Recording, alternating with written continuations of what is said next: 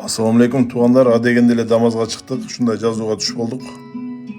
Андан кийин жаңы айыл, жаңы хаят деген айылга келип калдык, Кудай буйрса. Бул Дардактын ылдый жагы 3 көчө, түш жагы Кара Дарыянын түшү, Кызыл Токой, бул жак болсо Прогресс, Серни менен Жиденин түшү.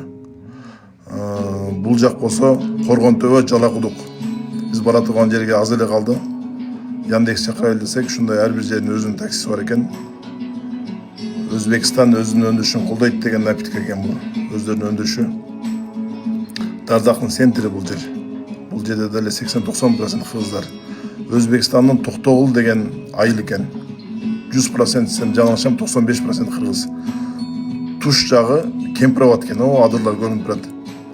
Где-то машина менен бир 5-10 мүнөттүк эле жол экен. Бул жер болсо ар жылы 100 жылдан бери августта концерт өтчү жер экен. 100 000 адамга расчётталган жер экен. Өзбекстандан кайфел чыгарган жери бул жер. Мен айтча, мени билишимче. Мына кыргыз энелер, апалар айтыңар менен.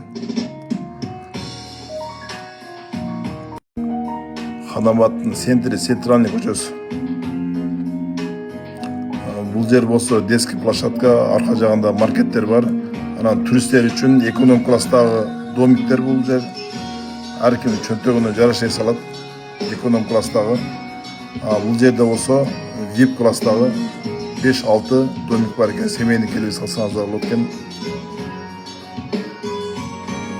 Кыргызстанга, башка мамлекетке каттооч поездери.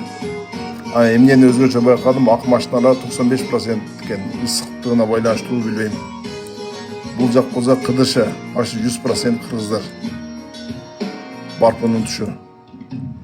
Ошентип Өзбекстанга болгон сапарыбыз аяктады. Assalomu alaykum, tinch bo'linglar, arqon tortib